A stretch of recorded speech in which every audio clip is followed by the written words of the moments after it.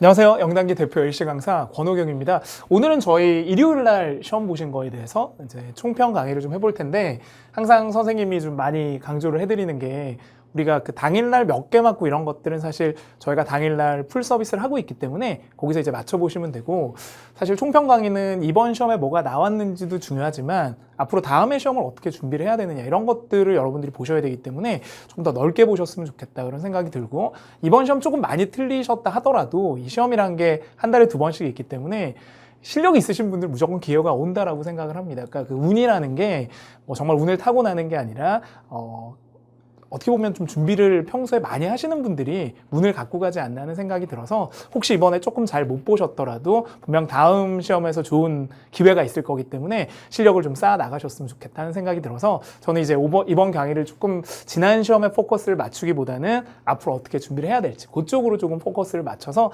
진행을 할게요. 그래서 시험을 보신 분들도 이 총평이 굉장히 중요하지만, 오히려 시험을 안 보신 분들이 최신 어떻게 나오는지 경향들을 알아야 되기 때문에 시험 안 보신 분들이 더 꼭 봐야 되는 영상이 아닌가 하는 생각이 듭니다.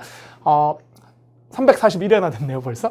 토익 정기시험 총평을 할 거고요. 저는 항상 뭐 난이도부터 좀 얘기를 드리는데, 난이도는 굉장히 주관적인 거죠. 그러니까 이게 선생님들의 입장에서도 RC 선생님들은 오히려 LC가 좀 어렵다 생각하실 수도 있고, 또 LC 선생님들은 RC를 또 평소에 안 하시니까 RC가 더 어렵다 이렇게 느낄 수도 있고, 여러분도 마찬가지입니다. LC가 좀 강하신 분들은 조금 더 쉽게 여길 수도 있지만, LC가 약하신 분들은 항상 또 어렵게 느끼시기도 하시죠. 그래서 선생님은 뭐 항상 그 전의 시험들하고 좀 비교를 해봐야 되기 때문에 전반적인 난이도는 한 중중 정도라고 보는데, 물론 이제 시험을 처음 보신 분들은 좀 많이 어려웠을 수 있고, 근데 근래 이제 6월, 7월, 8월, 9월 제가 계속 총평 강의를 하면서 난이도를 봤을 때 이번 시험은 그 시험에 비해서는 조금 수월하지 않았나 하는 생각이 듭니다. 아주 조심스럽게 얘기를 드릴 수 있고요. 그래서 별 5개 중에서 한 3개 정도 줬습니다. 전체적으로 보면 펄투어는 조금 무난했다라고 보고요. 이제 전반적으로 최근 들어서 펄투어는 하향 평준화가 되는 것 같아서, 뭐 중중 또는 중하 정도 되겠지만, 뭐 중하라고 제가 한 이유는 조금 이제 펄트 1 하면서 좀 설명을 드릴 거고요. 펄2는 중중 정도는 됐지만 여전히 우회적 답변들이 많이 출제가 되고 있기 때문에 제가 별 3개 중에서 하나 더 줬어요. 그래서 굳이 따지자면 중중상 정도 되지 않을까요? 그래서 처음 하시는 분들은 조금 어려우실 수 있었지만, 이전에 하셨던 분들은 좀 무난하게 그래도 적응을 하셨을 거라고 생각이 들고, 펄3 같은 경우는 중중, 이건 조금 평이했다라고 보고요. 펄4는 지난달에도 조금 난이도가 있었는데 역시 어휘나 이런 부분에서 좀 난이도가 생기기 때문에 펄2에 비해서 4가 좀 어렵다. 그리고 하나 더, 의도 파악하는 신토익 문제가 여기서는 2개가 나오지만 여기서는 3개가 나오거든요. 요즘은 이제 올해 들어선 거의 고정 형태인 것 같고요. 그래서 의도 파악하는 문제가 시각 정보 연계 문제에 비해서는 상대적으로 어렵기 때문에 전반적으로 똑같은 난이도로 출제가 된다 하더라도 펄4가 조금 더 어렵게 여길 수가 있습니다. 그래서 별 반 정도를 더 줬어요. 그래서 전반적인 난이도는 이 정도로 볼 거고요. 개인차가 있다. 그래서 약간 주관적인 부분들이 있습니다. 펄1부터 좀 볼까요? 보통 이제 사람 나오는 사진이 한 4-5개 정도 나오는데, 이번 시험에도 이제 5개가 나왔습니다. 그리고 사물 그림이 하나인데, 원래 이게 난이도가 높았었죠. 근데 요즘은 이쪽으로 난이도를 주는 것보다 이 사람 사진에서 사물들을 특징으로 해서 답들을 많이 주는데, 이번 시험은 뭐 전반적으로 어휘나 이런 것들은 비슷했는데 사실은 이제 약간 뒤통수 치는 문제들이 좀 적게 나왔어요. 그래서 사람이 나왔을 때 의외로 사물이나 외모 쪽으로 정답을 유도했다면 어려웠을 텐데, 이번은 정말 뭐 고지곳 대로 사람의 동작들을 묘사한 것들이 정답이 됐기 때문에 제가 중중에서 난이도를 하나 정도 빼서 설명을 드렸습니다. 좀 자세히 좀 볼까요? 어떻게 나왔는지. 1인 사진부터 좀 보면, 그러니까 1인 사진이 보통 3개 아니면 4개가 나오잖아요. 등장인물의 동작들을 그대로 묘사한 것들이 답이었는데, 뭐 항상 제가 말씀드리는 게 청취의 기본은 어휘거든요. 근데 이 어휘를 문법적으로 막 분석하고 이런 게 중요한 게 아니라, 실제로 LC에서 쓰이는 뜻이랑 그 다음에 발음이 굉장히 중요해요. 그래서 많은 선생님들이 뭐 받아쓰기, 따라읽기 이런 걸 말씀하시는 이유가, 엄연히 다 아는 단어인데도 소리로 들으면 안 들릴 수 있으니까, 그래서 그런 갭들이 있으니까 항상 연습할 때는 음원을 듣고 발음 연습을 많이 하셔야 되는데, 뭐 펄2에 나오는 문장들이 이렇게 단순하죠. 주어, 동사, 목적어 또는 주어, 동사, 전명구의 형태를 가지는데요. 그래서 보통 요 3개를 굉장히 세게 발음해요. 그러니까 리듬 따라가 보면 이렇게 우리가 받아쓰기 같은 거 할 때도 전체 문장을 다 쓸 필요는 없고 세게 발음되는 단어를 쓰셔야 되는데, 특히나 명사, 동사가 굉장히 중요하죠. 근데 앞에 있는 명사들은 크게 중요하진 않습니다. 왜냐하면 주어 자체를 바꾸거나 하진 않기 때문에 보통 얘랑 얘가 되게 중요해요. 그러니까 동사는 동작을 나타내는 거고 또는 상태. 여기 있는 이런 명사들이나 목적어 자리에 오는 명사가 중요한데, 그래서 시험장에 가보면 결국 이 동사와 이 명사, 이게 이제 이쪽에 오는 것들이죠. 이런 거 갖고 이제 구분을 하게 하는데, 그래서 평소에 파트 1에 나오는 단어들을 이미지하고 결합시켜서 잘 정리해 두셔야 돼요. 첫 번째 문제였던 것 같은데, 이제 어떤 분이 그 상자 같은 거를 이렇게 들고 가는 그런 그림이었었는데요. 뭐 그대로 묘사를 했습니다. 들고 갈 때 carrying 잘 썼고요. 요것만 조금 조심할까요? 우리가 상자라고 할 때 뭐 여러 가지 쓸 수 있죠. boxes 이렇게 써도 되고, 조금 더 어렵게 얘기하면 그 나무나 이렇게 플라스틱으로 된 상자들을 crates라고 불러요. 이런 거 이제 part 1에만 거의 나오는 단어죠. 그 다음에 carton 이런 종이 상자, 우리가 흔히 그 폐품 같은 거 있죠. 그런 종이로 된 것들 있잖아요. 이렇게 접어서 우리가 이제 재활용하는 이런 것들을 이렇게 쓰는데, 아주 크게 보면 이런 용기들 뭘 담을 수 있는 걸 컨테이너라고 불러요.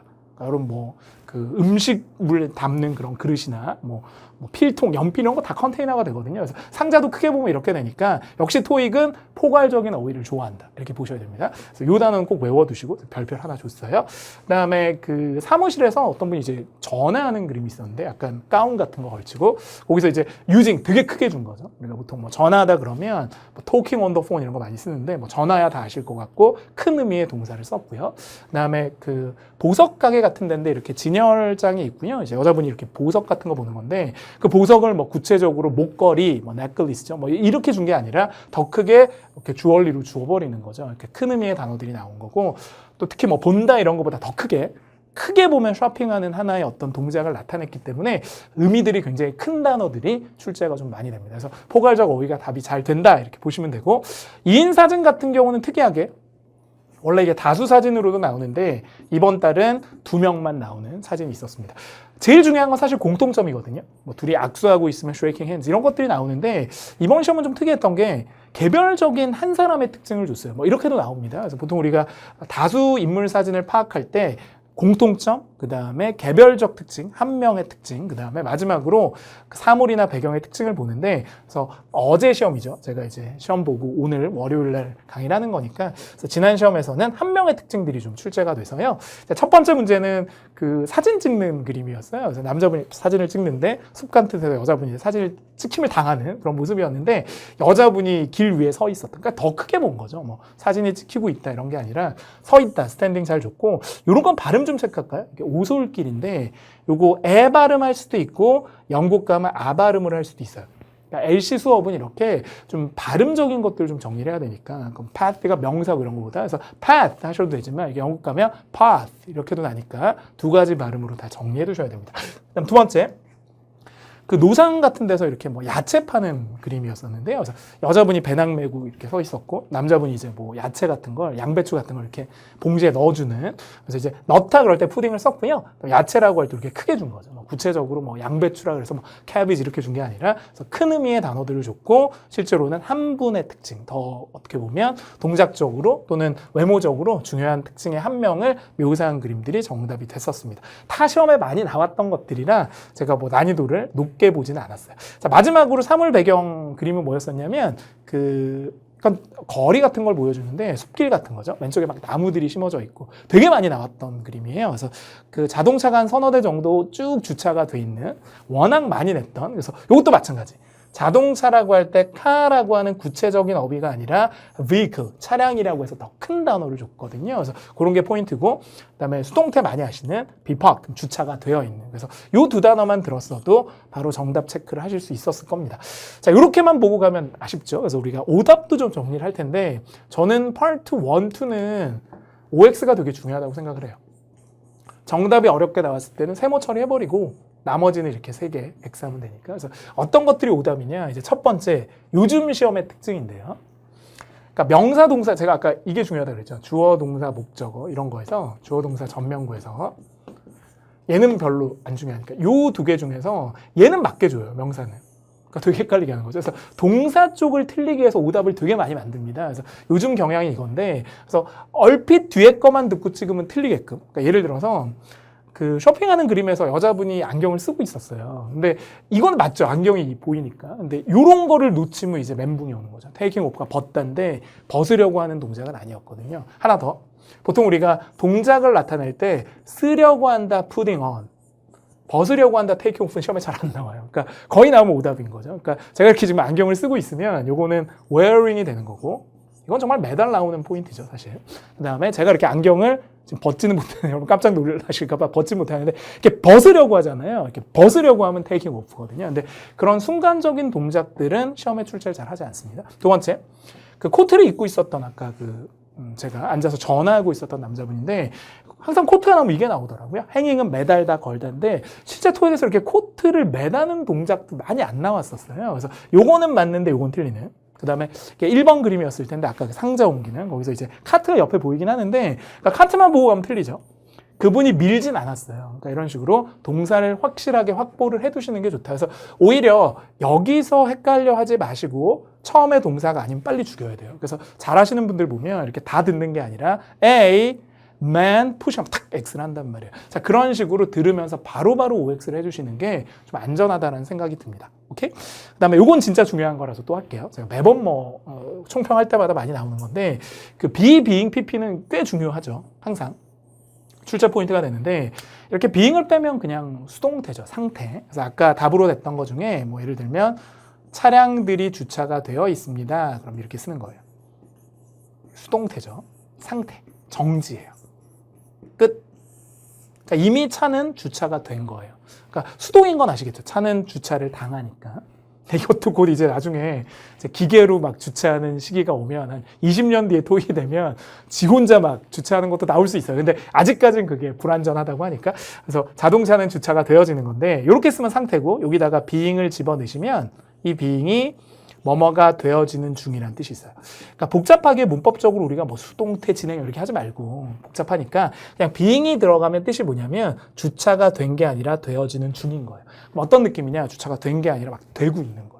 토익에서 이렇게 뭐가 움직이려면 사람이 있어야 되거든요. 거의 대부분. 물론 예외도 있지만 보통 이렇게 being, pp에서 being만 들려도 사람이 없으면 안 되는 거예요. 그러니까 무슨 얘기냐면 사물 그리면 사람이 없으니까 being, pp는 안 되는 거죠. 이게 이해를 하시면 좋은데 그러니까 사물만 움직이는 경우는 극히 드물다. 그래서 아까 마지막 문제 있었잖아요. 아까 사물 그림 중에 자동차가 주차가 되어 있는 그림에서 사람이 없었기 때문에 이 being만 들어서도 오답 제거가 가능했습니다. 그래서 오답으로 나왔던 게 뭐 차선들이 그려지고 있어요. 막 차들이 수리되고 있어요. 물론 여기서는 못 제끼지만 여기서는 제낄 수 있죠. 이건 뭐 아예 안 됐었고요. 이 페인트는 줄이 정말 쳐져 있다면 이 being을 빼고 줬으면 되는데 being을 넣었기 때문에 그 동작이 없어서 오답이 된 겁니다. 정확하게 좀 알고 계시면 좋겠고요.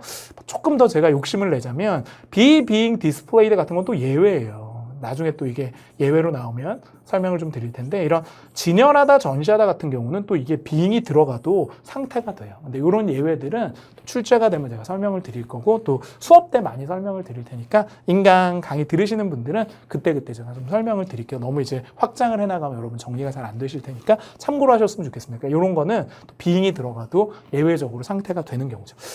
좋습니다. 그래서 파트 1은 뭐 크게 어렵지 않으셨을 것 같아요. 그래서 보통 6개에서 5개 이렇게 맞으셨겠죠. 1개 정도는 틀릴 수 있으니까 충분히 뒤에서 회복하실 수 있습니다. 파트 2. 최근 들어서 가장 어려워졌다라고 하는 이건 이제 상향 평준화가 됐고요. 파트 1은 하향 평준화가 된 것 같아요. 그래서 요즘 파트 1이 중간이다 그러면 예전 시험에선 하로 봐야 되고 요즘 시험에서 파트 2가 중간이다 그러면 예전 시험에선 거의 상으로 봅니다. 그래서 구토익을 하셨던 분들은 깜짝 놀라는 게 여기서 놀랍니다. 그러니까 파트 3, 4는 신토익 문제가 들어있지만 그래도 적응을 빨리 하세요. 근데 파트 2는 예전보다 많이 어려워졌죠. 그 가장 큰 이유는 역시 우회적 답변이 많이 증가를 했고 성우들의 말 속도도 많이 빨라진 것 같습니다. 근데 이제는 좀 적응을 했을 것 같은데 그래서 이전에 방학 때 공부를 하셨거나 뭐 9월 달에 시험을 보신 분들은 조금 적응이 됐을 거고 이번 달에 정말 실전이 처음이다 그러면 2가 제일 어렵게 느껴질 수도 있어요. 전체적으로 봤을 때 의문사 의문문이 보통 10개에서 12개 정도 나오는데 이번에 조금 적게 나왔지만 다행스러운 게 또 어렵다고 하는 평서문이 서너 개 나왔으면 어려웠을 텐데 2개만 나와서 조금 난이도는 조정이 됐고 비의문사 의문문들이야 뭐 보통 11에서 13개 정도 나오니까 평균적으로 나왔는데 조금 의문사가 적게 나왔다고 보시면 되겠습니다. 상대적으로 이게 좀 쉬운 거고 이쪽이 좀 어렵다라고 봐야겠죠. 구체적으로 좀 볼까요? 매달 반복되는 문제들이 있죠. 이런 건 진짜 암기해둡시다. 특히 이제 점수대가 700점 정도를 노리는 우리 기초반 분들은 사실은 어려운 평서문을 노리기보다는 좀 더 쉬운 의문사를 좀 공략을 했으면 좋겠습니다. 그러니까 공략 포인트가 되는데 늘 나오는 패턴이죠. 앞을 노리는. when did가 나오면 뒤에 걸 전혀 몰라도 시제가 과거니까 과거 시간, 특히 이런 어고 같은 건 바로 답으로 연결이 되니까 전체적인 다른 보기는 무시하시더라도 답을 바로 찍을 수 있죠. 두 번째, 이런 거 어떨까요? where이 2개 나왔었는데 where로 들었을 때 요거 영국식 가면 알 발음 빠져요. 그래서 발음이 where이라고 나기도 하지만 약간 where 이렇게 나기도 하니까 발음 두 가지로 where. 그러니까 저는 이제 미국에서 영어를 했으니까 저도 영국식이 좀 낯설잖아요. 그래서 보통 수업할 때 제가 그냥 읽으면서 하는 경우는 거의 영국식으로 읽으려고 해요. 그래서 아까 같은 것도 path보다는 path 이렇게 읽으려고 하는데 대부분의 분들 다 미국식 위주로 배우셨을 테니까 영국식을 좀 의도적으로 연습을 해보셨으면 좋겠어요. 스트리트 자체가 장소니까 정답. 이런 것도 알아두시면 좋죠. 이게 건물이 장소이기도 하지만 이 behind 강세 뒤에 있는데 이 뒤라는 뜻의 장소의 전치사들은 where하고 되게 친합니다. 몇 개 이런 거 알려드릴까요? where를 들었을 때 across, 건너, behind, 뒤. 이게 강사가 다 뒤에 있어요. across, behind 이렇게. 그 다음에 옆이라고 할 때 next to. 이 TT가 같아서 이거 발음 안 해요. next to. 그 다음에 near 이런 거. 요거 영국 가면 발음이 near 이렇게 되거든요. 이런 거. 알아두시면 도움됩니다. 그래서 이런 단어들만 들려도 when에 대한 답이 아니라 where에 대한 답이죠. 저 두 개를 헷갈리게 많이 주니까. Why는 요즘 들어서 계속 because하고 연결. 이건 좀 쉬운 문제. 예전에 이제 투부정사나 so that절이 많이 나왔는데 요즘은 because로 바로 많이 줍니다. 미래를 주면 이렇게 미래 시간. 시제는 when에서 되게 중요하죠. 그 다음에 who로 줬을 때 사람인데 head 같은 게 머리라는 뜻이 아니라 우두머리라고 할 때 head라고 쓰죠. 우리도 뭐 수장이라고 할 때 그 머리 숫자를 쓰는데 그렇게 보시고 선택 같은 경우 두 개를 고르게 했을 때 now 이렇게 들어가는 그러니까 패턴들이 좀 정해져 있죠. 뭐 when은 뭐 매번 2번, where도 2번, 뭐 now 선택도 2개, 3개 이런 패턴들이 정해져 있기 때문에 펄2는 패턴별로 질문들 정리를 좀 잘 하셔야 되고 그 다음에 모범 답안을 같이 좀 정리를 하자. 그러니까 여러분이 보시는 대부분의 기본서라든가 아니면 뭐 스타트 뭐 이런 책들 있죠. 그다음에 뭐 선생님이 쓴 책이지만 영단기 기술서 파란색 책 이런 거 보면은 이런 정리들이 이쁘게 잘 되어 있기 때문에 이론들도 좀 보셔야 돼요. 나중에 가면 문제풀이 싸움이긴 한데 처음에 하시는 분들은 무조건 문제로 들어가기보다는 이런 패턴들을 한번 정리하고 가시면 훨씬 더 결과들이 좋더라고요. 그다음 오답 제가 중요하다고 말씀드렸던 거. 근데 이번 시험은 좀 제가 그래도 이전보다 좀 쉬웠다고 한 게 우회적인 답은 여전히 많이 나왔었거든요. 근데 오답들이 되게 좀 오답스러운 게 많았어요. 그래서 그러니까 선생님들이 이렇게 후기 강의하시는 거 제가 보면 보통 이제 질문들을 포커스로 많이 잡으시죠. 이런 질문이 있고 이런 답들이 있다. 근데 이 답이 되게 어렵다라고 말씀 많이 하시는데 맞는 얘기이기도 한데 저는 오히려 조금 뒤집어 보면 정답은 굳이 못 들어도 세모 처리를 한다고 해도 나머지 오답 2개만 어떻게 보면 가려주면 이 간접적 답변은 크게 문제가 안 되거든요.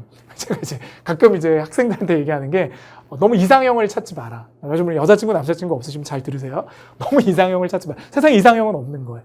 하지만 쓰레기 같은 애들은 많다. 그런 애들만 안 만나도 성공한다는 얘기인데 그렇습니다. 그래서 여러분 지금 사귀고 계신 분이 X들이 아니라면 성공하신 거예요. 그래서 정답을 너무 위주로 해서 찾으려고 하지 마시고 오답들을 잘 제거했습니다. 그러니까 제가 좀 그래도 뭐 그렇게 늙진 않았지만 삶을 살다 보니까 정답이라는 건 없어요. 근데 확실하게 오답은 있다. 저건 아닌데 이런 건 있더라고요. 그래서 뭐가 맞고 틀리는지에서 틀리는 게 더 중요하지 않나 생각이 듭니다. 많이 하시는 의문사로 물었을 때 예스는 안 돼요. 후 하면 예스. 이게 예전에는 한 2-3개 정도 나왔었는데 이번 시험에는 무려 5개. 제가 계산하면서 풀었거든요. 우와 이렇게 5번 했어요. 보기가 3개밖에 안 되기 때문에 1개만 제껴도 확률은 반반이 됩니다. 그걸 최대한 활용하셔야 돼요. 그래서 요거 많이 나왔었군요. 두 번째. 이게 진짜 중요하죠. 주어 브릿지. 이건 조금 어려우실 수는 있는데 제가 이것도 많이 활용을 하거든요. 예를 들어서 질문이 Are you? 너는 뭐뭐 할 거냐? 그러면 얘가 A, yes, 그렇습니다까지는 맞죠? 근데 여기서 she 하면 안 돼요. 왜냐하면 she가 나오려면 반드시 질문에 3의 인물이 있어야 돼요. he가 나와도 마찬가지, they가 나와도 마찬가지. 그러니까 이거 되게 활용을 잘 하시면 되는데 he, she가 들린다고 무조건 오답이 아니라 질문에 만약에 사장님이 어디 계세요? 그럼 he, she 하면 돼요. 근데 너는 어디 있냐? 그랬을 때 he 하면 안 되거든요. 이런 패턴이 총 5개나 나왔어요. 제가 계산을 했죠. 그래서 보니까 he를 준 게 2개, she를 준 게 2개, they를 준 게 1. 이게 전부 위에 질문에 3의 인물이 없었단 말이에요. 너에 대해서 묻고 우리가 뭐 하자라고 했을 때 이런 것들이 나왔단 말이죠. 그러니까 1, 2인칭이 나왔을 때 3인칭 주어를 갖고 있는 오답은 그대로 즉사시키시면 돼요. 제거. 그러니까 요것만 연습이 좀 되면 여기서 벌써 이미 10개 정도의 오답을 제거하고 가신 거기 때문에 굉장히 편해지는 거죠. 유사 발음은 늘 나옵니다. 이건 뭐 약간 점수대가 낮으신 분들을 어떻게 보면 공략하는 건데 뭐 기차를 주고 트레이닝 이렇게 질문하고 보기하고 비슷한 발음으로 이건 되게 많이 나오는 거죠. 사실 제가 이제 요거 강의 찍기 전에 수업했거든요. 근데 수업에 이게 다 나왔어요. 그러니까 평소에 수업하는 게 되게 중요하다는 생각을 했습니다. 한 번 더. 프레젠테이션 발표, 프레젠트. 요거 전혀 다른 뜻인데 발음 비슷한 거. 그다음에 뭐 모델은 정말 그 어제 시험에는 뭐 리모델링 건물 하겠다 그랬는데 뭐 모델을 고용하겠다 그래서 함정을 줬어요. 그러니까 이런 함정들이 좀 전형적인 패턴들이 있더라. 그리고 동일 단어는 가끔 설명을 드리는데 똑같은 단어도 오답이 잘 돼요. 근데 이제 똑같은 단어가 오답이 될 때는 보통 다른 뜻으로 사용하는 경우가 많거든요. 그래서 어제 같은 경우도 park 공원이라고 주고 뭐 실제 주차하다 이렇게 두 가지 전혀 다른 뜻이 돼서 소리로 좀 쫓아가지 마라. 그래서 우리가 소리 추적자라고 선생님 수업 시간에 부르는데 사운드를 갖고 비슷한 걸 찍으면 결과가 많이 안 좋습니다. 그래서 오히려 이건 뭐 제가 말씀드릴 건 좀 아니지만 너무 안 들린다 그러면 느낌적으로 이거 설마 찍으시면 거의 맞아요. 그러니까 그런 식으로 정말 이제 사운드적으로 좀 함정을 많이 파기 때문에 정답들은 좀 질문하고는 소리적으로는 많이 안 닮아 있는 게 특징이죠. 만능 답변 좀 정리할까요?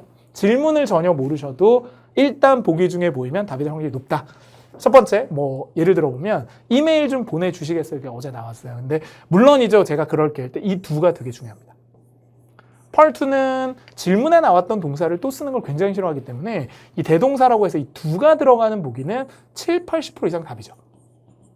그러니까 질문을 전혀 몰랐다 하더라도 보기 중에 do를 들었다면 정답일 확률이 높다는 거죠. 두 번째, 이것도 되게 유명한 건데 뭐 내일 비가 오는 거죠. 뭐 isn't it supposed 뭐 이렇게 나왔어요. 그랬더니 이제 그렇습니다 그럴 때 yes를 써도 되지만 이런 표현 써도 돼요. I believe 써도 있고 I think 써도 있습니다. 그러니까 얘네들은 yes의 의미를 가져요. 그러니까 비가 오는 거죠. 그래서 네, 제 생각엔 그렇습니다. 이 그렇습니다가 뭘 받은 거냐면 비가 온다는 걸 받은 거예요. 그러니까 그렇다는 얘기죠.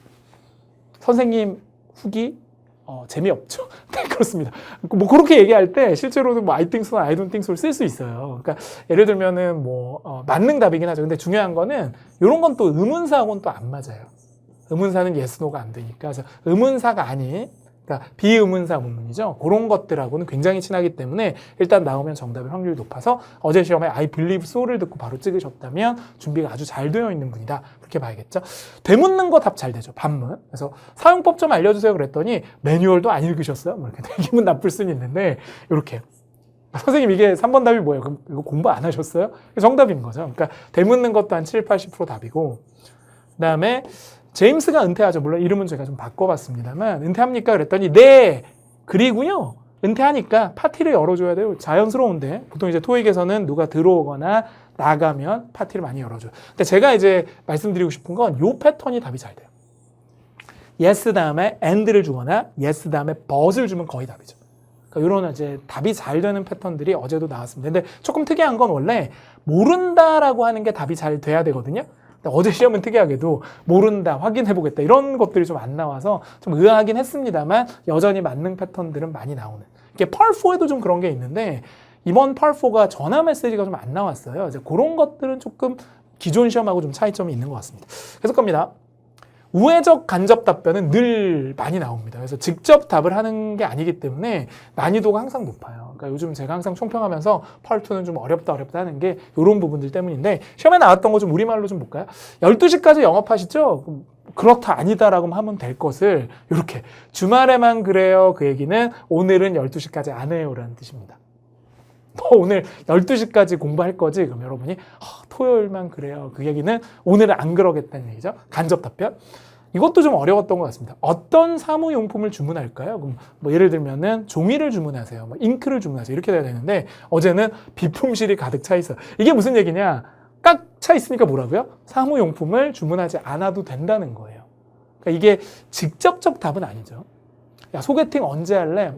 남자친구 있거든? 뭐 이런 게 답이라는 거죠. 그러니까 시간 답이 아니라 돌려서 말하니까 쉽지 않습니다. 이런 것도 어려웠던 것 같아요. 권유문인데 뭐 고속열차를 탈까요? 그랬더니 이분이 승낙 아니면 거절이 원래 답이잖아요. 근데 답으로는 2억에는 고속열차가 안 쓴다는 거예요. 그러니까 여기서는 타고 싶어도 못 탄다는 거예요. 뭐 이런 거죠. 저 뭐 밥 좀 사주실래요? 돈 없거든요. 뭐 이런 거. 그러니까 아예 안 되는 상황을 주는 거고. 4번이 더 있습니까? 있냐 없냐를 얘기해야 되는데 사실은 이렇게 짝꿍이랑 같이 보세요 얘기는 없다는 거예요. 돌려서 얘기하는 거죠. 쉽지 않습니다. 언제니까 when에 대한 답을 찾으셔야 되지만 보고서 작업 언제 이거는 조금 더 어렵게 된 거예요. 그 일은 미스터 리한테 재배정됐대요. 그러니까 이게 후에 대한 답으로 생각하고 제거했으면 틀리는. 그러니까 요즘 펄2는 해석을 좀 많이 해보셔야 돼. 그 얘기는 뭐냐면 제가 언제 작업할까 그랬더니 야, 그 일은 딴 사람한테 줬으니까 너는 신경 꺼 이런 얘기예요. 어렵지. 야, 나 소개팅 언제 해? 야, 걔 이미 딴 사람하고 소개해줬어. 너는 신경 꺼 이렇게 하는 거예요. 그러니까 when에 대한 답이 안 나오니까 난이도가 높죠. 그러니까 이런 건 제 생각에는 물론 해석을 해서 푸셔도 되지만 점수대가 낮으신 분들은 오히려 다른 오답 2개를 제끼고 이런 건 세모 처리한 다음에 접근하시는 게 더 좋지 않나 하는 생각이 듭니다. 자, 펄3로 가볼까요? 아이고, 핵심 출제 트렌드부터 볼까요? 39문제니까 어쩌면은 뭐 당락이 여기서 결정이 된다는 건데 세 문제를 미리 봐야 되니까 뭐 점수대가 낮으신 분들은 무조건 어렵습니다. 근데 점수대가 좀 있는 분들은 뭐 기존의 패턴들이 그대로 나왔죠. 첫 번째, 대화의 패턴이 좀 정해져 있는데 어제 시험은 이게 앞에 2개나 나왔어요. 그러니까 토익이 제일 좋아하는 패턴인데 처음에 문제를 주고 뒤에 해결책을 주는. 그러니까 토익에 나오는 사람들이 되게 문제점이 많은 사람들인데 그래서 어제 같은 경우도 뭐 핸드폰을 분실했어요. 그러니까 공항에서. 해결책을 뒤에 줘요. 그러니까 문제가 항상 문제가 뭐냐, 그 다음에 무엇을 할 거냐 또는 무엇을 제안할 거냐라는 패턴으로 나오니까 그래서 마지막에 그 수화물 같은 거 클레임하는 대로 가라 그랬거든요. 그래서 이런 식으로 처음에 문제점을 주고 뒤에 해결책을 주는 그 어떻게 보면 차례대로 답이 나왔던 패턴이고요. 또 뭐 로그인도 안 되고 복사 어디 할지 몰라. 그러니까 토익에 나온 사람은 뭘 잘 모르죠. 그랬더니 이분이 아래층에서 해결하세요. 그래서 아래층에 뭐가 있냐 이런 문제도 있었고 문제가 뭐냐 이런 문제도 있었습니다. 그래서 전반적으로 초반에 문제점들을 주고 후반에 해결책을 주는 게 전형적 패턴이다. 이렇게 보시면 되고요. 그다음에 또 펄3가 조금 쉬웠던 이유가 그 주제 자체가 조금 많이 나왔던 내용이에요. 뭐 사내 발표하는 거나 뭐 행사 준비 이런 것들 우리가 흔히 많이 봤던 대화들이기 때문에 역시 아는 만큼 들리는 거라 단어를 많이 알고 유형을 많이 하는 것도 중요하지만 내용적으로 많이 하는 것도 되게 중요한 것 같아요. 그래서 토익에 나오는 어떤 스토리 라인을 좀 아신다면 좀 쉽지 않았을까. 가끔 제가 수업 때 많이 말씀드리죠. 뭐 토익에 나오는 사람들은 예를 들어서 좀 병약하고 병원에 많이 갑니다. 약도 늘 한두 개는 먹어요. 대중교통을 많이 이용하고 항상 약속에 늦죠. 비행기를 타면 날씨 때문에 늦어지고 기차는 기계 결함으로 항상 늦어집니다. 뭐 이런 패턴들이 있죠. 뭐 주문을 하면 늦어지고 뭐 항상 물건을 못 찾고 뭐 이런 상식들이 있는데 항상 잃어버린다 그랬잖아요. 그래서 그런 것들 아니면 뭔가 문제들이 항상 생기니까 그런 배경식도 익혀두시면 좋겠네요. 그다음에 그 패러프레이징 얘기를 많이 하는데, 그러니까 보기 중에 그러니까 지문에 나왔던 단어를 보기에선 다른 말로 많이 바꾸는데요. 흔히 이제 구체적인 어휘를 주고 이건 꼭 알아두세요. 다음 시험 대비해서 포괄적인 어휘를 많이 줘요. 그러니까 예를 들면 선생님이 얘기합니다. 주스를 먹고 싶은데요. 주스지. 이거 줘요. 이렇게 들려줘 주스를. 근데 시험에서 뭐가 나오냐면 선생님이 뭐를 원하냐 그러면 주스라고 안 나오고 음료를 먹고 싶다 이렇게 나와요. 그러니까 주스가 더 커요? 음료가 더 커요? 음료가 더 크죠. 음료 안에 주스도 있고 막 식혜도 있고 막 다 있잖아요. 그러니까 이런 포괄적 어휘를 되게 좋아하는데 어제는 정말 토익이 좋아하는 포괄적 어휘가 다 나온 거예요. 그럼 이거 어떻게 응용할 수 있냐? 혹시 답을 놓쳤을 때 보기를 보시고 뭔가 포괄적 단어가 들어있는 보기를 찍으면 그냥 막 찍는 것보다 확률이 높죠. 이런 건 이제 약간 기술적인 부분인데 행사, 뭐 소풍이든 뭐 워크숍이든 다 이렇게 받아요. 문서. 이력서든 보고서든 다 이게 돼요. 그 다음에 컨택 같은 경우는 보통 전화하다라는 말이 나오면 보기 중에 꼭 연락으로 바뀌어 나와요. 답이 되게 잘 되는 단어죠. 그 다음에 인포메이션. 모든 게 다 인포메이션이에요. 전화번호, 여러분 토익 성적 이런 것들. 그 다음에 이퀴먼트, 장비. 프린터가 되든 뭐 복사기가 되든. 그 다음에 프로덕트, 제품. 무슨 제품이든 다 프로덕트입니다. 그러니까 이런 게 어제 다 보기 중에 나와 답이 됐었기 때문에 혹시 포괄적 어휘가 답이 잘 된다는 걸 아셨다면 놓쳤을 때 이런 걸 찍어줬을 때 확률이 되게 높아지죠.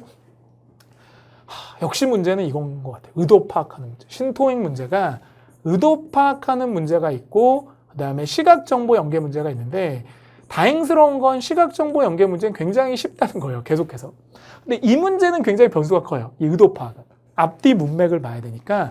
그러니까 구토익 만점자들도 많잖아요. 선생님 수업 듣고 495점 맞았는데 2년 만에 또 토익이 필요해요. 그래서 질문들을 많이 하십니다. 맞아. 선생님한테 질문할 거 있으면 그러니까 총평 강의가 다 좋은데 여러분하고 이렇게 쌍방향은 아니니까 혹시 들으시다가 뭔가 궁금한 게 있거나 뭐 이거 아니라도 뭐 궁금한 거 있겠죠. 뭐 토익 공부 방법이나 커리큘럼 이런 거 질문할 거 있으시면 영단기 홈페이지에 오시면 영단기 선생님이라는 페이지가 따로 있어요. 그래서 권호경 선생님 페이지 클릭하시면 학습 질문하실 수 있어요. 꼭 제 수업 안 들어도 되니까 애시 공부하다 뭐 문제 자체에 대한 질문보다는 공부 방법 이런 거 많이 물어보시는데 뭐 쉐도잉은 어떻게 해요? 딕테이션 어떻게 해요? 뭐 무슨 과목을 들어? 이런 것들은 저한테 꼭 물어보세요. 뭐 선생님 학생이든 아니든 다 저한테는 소중한 뭐 학생분들이니까 궁금한 거 있으면 일시적인 건 제가 다 설명을 드릴 거고 커리큘럼 이런 거 아예 제가 다 짜드려요. 그래서 이런 수업 들으세요. 이렇게 많이 해드리기 때문에 상담할 거 있으면 항상 여러분들이 질문하시면 좋고요. 저는 이렇게 질문 답하는 거 되게 좋아해서 여러분한테 좀 도움이 된다면 강의 외적으로도 이렇게 질문들 좀 많이 해주셨으면 좋겠습니다. 뭐 어쨌든 이분들이 제일 어려워하시는 게 이거예요. 의도파. 선생님, 딴 건 다 쉬운데 이게 너무 어려워요 라고 하시는데 맞습니다. 이렇게 의도 파악이 쉽지 않죠. 볼까요? 그러니까 결국 해석 능력이 있어야 되고 앞뒤 상황 파악을 잘해야 되는데 이제 시험에 나왔던 거 몇 개만 좀 볼까요? 첫 번째, 이걸 줘요. 이걸 그냥 눈으로 보여주는 거죠. 물론 이제 제가 약간 변형을 시켰는데 뉴욕 가는 비행기가 이번 달에 너무 비싸요. 뭔 뜻일까? 왜 이런 말을 했을까? 모르는 거죠. 그러니까 앞뒤 상황을 보는데 이 문제는 사실 앞이 중요했었어요. 앞의 내용을. 그러니까 이 의도 파악이 들어가는 문장이, 그러니까 문제가 Part 3는 두 문제가 거의 출제가 돼요, 요즘은. 그럼 결국 최소한 13지문 중에 2지문 정도는 전체를 좀 들으려고 노력을 하시는 게 좋습니다. 이론적으로야 이 표현 앞뒤를 들어야 되지만 이 표현이 언제 나올지 모르잖아요. 어떤 표현이 이거 앞인지도 모르니까 어쨌든 이게 만약 두 번째 문제라면 첫 번째 답을 구한 다음에 두 번째 답이 나올 때까지는 쭉 해석을 해주시는 게 좋은데 그러니까 이거 같은 경우는 이게 포인트였어요. 그러니까 교육 장소 어디가 좋을까? 그랬더니 어떤 분이 뉴욕으로 하자. 그랬더니 이분이 뉴욕 가는 비행기 너무 비싸. 이 얘기는 무슨 얘기냐? 뉴욕 가려면 돈이 너무 많이 든다는 거야. 그러니까 결국 뭐라고요? 다른 장소를 골라야 돼. 그러니까 이 답은 여기서 나온 거예요. 이 표현에서 나온 게 아니라. 그러니까 앞쪽을 들었어야 되고 또 하나 더 볼까요? 이것도 제가 조금 변형을 시킨 거긴 한데 이렇게 얘기를 해요, 여자분이. 입사 지원서를 이번 달 말까지는 내야 돼요. 근데 왜 이런 얘기를 했을까? 의도가 뭘까? 앞에 보시면 남자분이 입사하시려면 토익 700점을 넘겨야 돼요 라고 얘기했다면 이분이 이런 얘기를 한 이유는 700점을 넘기는데 이번 달 말이라면 너무 급박하다는 거예요. 그래서 와, 마감 시한에 대해서 걱정하다. 그러니까 이 마감 시한이란 말이 여기 나온 건 아니라 여기서 나온 거죠. 입사하시려면 700점, 요 상황을 같이 보셔야 되기 때문에 조금 어려운 상황. 그러니까 이 문제보다 이 문제가 더 어려웠었거든요. 시각정보 연계 문제는 다행스럽게도 좀 쉽게 나왔었는데 이제 여러분들이 많이 두려워하시는 게 특히 우리 문과생들은 막 그래프 문제 이런 거 약간 토하시고 그러시잖아요. 근데 다행스러운 게 이제 그래프 이런 건 안 나왔고 제일 쉬워하시는 게 이제 표 문제하고 지도 문제도 그닥 어렵진 않아요. 처음에는 조금 어려울 수 있는데 제가 봐드릴게요. 시각정보 연계 문제는 마지막으로 3개가 딱 나오니까 미리 여러분이 예상만 잘 하시면 돼요. 그러니까 문제를 먼저 보긴 하는데 그러니까 항상 시각정보부터 먼저 보시면 안 되고 문제를 보셔야 돼요. 그 문제는 이제 look at the graphic이 들어있는 한 문제만 보시면 되는데 뭐 어제 같은 경우는 문제가 이거였죠. 대화가 현재 언제 이루어질까요? 그러니까 1월, 2월, 3월, 4월이 있다고 쳐요. 푸는 방법. 보기 중에 나와 있는 내용은 절대 말해주면 안 돼요. 그러면 시각정보가 필요가 없으니까. 그래서 지금은 1월이에요 하고 1월 이러면 시각정보가 아닌 거지. 그럼 이제 표를 보면 항상 이 보기 중에 나와 있는 정보가 있어요. 2개 중에. 그럼 얘는 없애세요. 절대 말 안 해주니까. 그럼 시각정보에서 남아있는 건 얘만 있잖아요. 그러니까 얘를 갖고 구하는데 근데 어제 건 조금 어려웠던 게 뭐 예를 들면 말 중에 이번 달에라고 줘요. 키워드가 나오죠. 이번 달. 이번 달에 무료 사인회가 있는데 그러면 무료 사인회는 여기 있으니까 답이 1월이에요. 근데 이제 좀 어려웠던 게 뭐 다음 달엔 영화 시사, 그러니까 영화 시사회를 듣고 2월이라고 하면 안 돼요. 그건 다음 달이니까. 그래서 여기는 이번 달하고 요 이루어지고 있는 달을 서로 연결을 시켰어야 됐기 때문에 아주 쉽진 않았습니다. 그래서 영화 시사회를 듣고 2월을 찍었다면 틀렸을 수도 있는. 그래서 어떻게 보면 이번 달이랑 같이 듣고 사인회를 보셨어야 답이 나오는 문제였고요. 그럼 하나 더. 이것도 이제 약간 바꾼 건데 실제 시험에서는 그 물병 같은 걸 주는 거였어요. 그래서 물병에 이제 재질이 뭐 알루미늄 이런 게 쭉 나오는. 근데 이제 약간 바꿔봤습니다. 그래서 문제를 먼저 보면 어떤 재질의 메달을 제작할까요? 뭐 실전에서 물통이었지만. 그래서 이게 보기 중에 금은동이 있었다고 쳐요. 물론 뭐 하나 더 있었겠죠. 근데 이제 금은동을 직접 줄 수는 없으니까 여기 표에서 얘는 없애세요. 절대 금은동은 아닌 얘기. 금하면 이게 오답이에요. 요걸 봐야 돼요. 근데 이제 어제 시험에서는 홍보용으로 주는 물병이라 제일 저렴한 게 좋겠습니다. 표에 보시면 제일 저렴한 게 얘예요. 얘를 보고 이렇게 찾는 거죠. 그러니까 표가 없으면 못 구하는데 표만 보면 구할 수 있어요. 그래서 보기 중에 나와 있는 항목을 버리고 나머지 거 들리는 걸로 쫓아가는 게 시각정보연계 문제 가장 기본입니다. 마지막 시각정보연계 문제는 사실 이런 표는 아니었고 그림으로 나왔던 건데요. 뭐 약간 이렇게 뭐 방문객 센터가 있고 경로를 줘요. 막 이렇게 기억나시죠? 막 이렇게. 또 기억이 왜 이렇게 잘 나나 몰라? 막 호수 같은 게 있고, 막 숲도 있고, 막 이렇게 줘요. 그러니까 뭐 되게 복잡하긴 한데 사실 중요한 거는 똑같은 거예요. 여러분들이 푸실 때 아까하고 똑같이 문제가 여자가 어떤 경로를 선택하냐. 근데 경로가 이렇게 나왔었는데 어제 시험은 사실 색깔로 나왔었거든요. 뭐 빨강, 파랑, 노랑 뭐 이렇게. 근데 어쨌든 경로를 절대 안 준다. 왜냐하면 이게 경로가 보기 중에 있으니까 이것만 생각하면 돼요. 여자분이 뭐 예를 들면 오두막을 거쳐가는 게 좋겠어요. 그럼 오두막 보고 바로 구하시면 돼요. 오두막 보시면 여기 그림에 오두막이 있었고 오두막하고 연결되는 길은 4번 길이었다고 쳐요. 표본은 아니었으니까 4를 그냥 고르시면 되니까 그러니까 결국 이 경로 자체를 포인트로 잡지 마시고 거기에 관련된 다른 정보를 찾아야 되니까 뭐 어떻게 보면은 시각정보연구는 같은 틀을 가지고 있다 이렇게 보셔야겠죠. 자, 마지막으로 Part 4로 가겠습니다. Part 4는 사실 문제보다는 지문으로 접근하시는 게 좋아요. 그러니까 뭐 전화 메시지 지문은 요런 문제가 나온다. 뭐 또 예를 들어서 광고는 요렇게 나온다. 그런 게 정해져 있기 때문에 기본서 같은 거 보시면서 이렇게 패턴을 아니면 기술서 같은 거 보시면서 자주 나오는 문제 유형이랑 지문의 내용을 미리 보시는 게 참 좋은데 어제 같은 경우는 좀 특이했던 게 뭐 이렇게 회의에서의 발췌나 뭐 이런 연설이죠. 그다음에 뭐 이게 좀 특이했던 게 요게 좀 많이 안 나왔어요.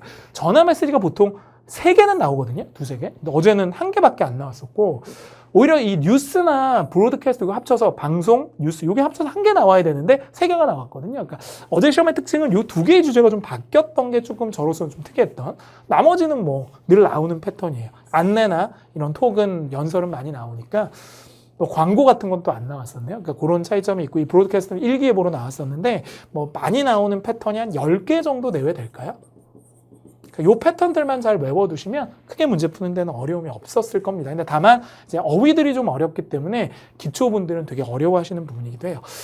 전화 메시지의 비중이 줄었고 라디오 방송이 늘어났다. 이건 뭐 쉽다 어렵다를 판단하기 힘든데 약간 주제적으로 좀 변경사항이 있었고 시간 키워드 문제가 많이 나왔어요. 그러니까 선생님이 이제 수업 때 문제에서 포인트 잡을 때 보통 시간, 장소, 고유명사, 숫자, 3자 이런 것들을 좀 포인트로 잡자 그러는데 어제는 시간을 주고 답고 하는 게 되게 많았었거든요. 뭐 어제 뭐 했냐, 뭐 내일 뭐 할 거냐, 뭐 이런 식으로 회의의 끝에는 뭐가 있냐. 그래서 키워드만 잘 접근을 했으면 포인트 잡고 뭐 쉽게 구하는 문제도 좀 있었고요. 내용적으로도 뭐 사내 교육이라든가 견학 지문 이렇게 좀 우리가 많이 봤던 패턴들이 많았었기 때문에 뭐 아주 어렵다, 중상 이상이다라고 보긴 좀 힘든 시험이 아니었나 생각이 듭니다. 물론 Part 3보다는 조금 난이도가 있었지만 의도 파악하는 문제는 항상 난이도가 높죠. 그래서 그거를 좀 봐드리면 이게 조금 더 어려웠었던 것 같아요. Part 3보다는 뭐 예를 들어 전화 메시지 이런 게 있었죠. 푸는 방법은 똑같습니다. 이렇게 의도 파악이 3문제나 있으니까 아무래도 Part 4가 더 부담이 돼요. 전화 메시지에서 뭐 이렇게 얘기해요. 혼자 다 얘기하는 거죠. 토익 시험을 준비하신다면서요. 저는 영단기를 사용하는데 300% 이건 이제 제가 지은 얘기인데 거의 비슷한 얘기로 나왔어요. 토익 시험을 준비하신다면서요. 저는 권호경 선생님 수업을 듣는데 300점이나 올랐어요. 이렇게 얘기했다고 칩시다. 그럼 이 얘기를 왜 했을까? 권호경 선생님 수업을 듣고 있다. 추천하기 위해서. 이게 되게 많이 나온 거예요. 그러니까 이 의도 파악 중에 몇 개가 있어요. 추천하기 위해서.